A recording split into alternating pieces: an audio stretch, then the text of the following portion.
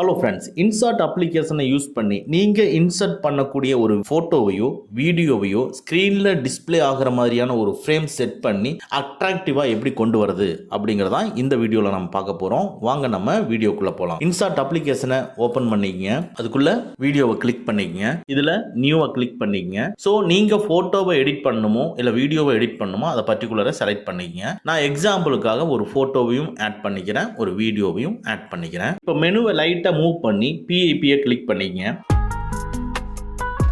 அதுக்குள்ள album material இருக்கும், மெட்டீரியலை கிளிக் பண்ணிக்கங்க. மெட்டீரியலுக்குள்ள பிக்சரை செலக்ட் பண்ணிக்கங்க. இதில் பாருங்க, ஃபர்ஸ்டா இருக்க பாருங்க, அந்த ஃப்ரேமை செலக்ட் பண்ணிக்கங்க. அந்த ஃப்ரேம் இப்போ உள்ள வந்துருச்சு. இப்போ ரைட் சைடில் இருக்கிற அந்த ஃபுல் ஸ்கிரீனை கிளிக் பண்ணிக்கங்க. அந்த ஃப்ரேமை சுற்றி அது பார்டரை உங்களுக்கு கிரியேட் பண்ணிடும். இதில் உங்களுடைய ஃபோட்டோவை இன்க்ரீஸ் பண்ணி டிக்ரீஸ் பண்ணி ஸோ எப்படி அட்ராக்டிவாக கொண்டு வர முடியுமோ அதை கொண்டு வந்துக்குங்க.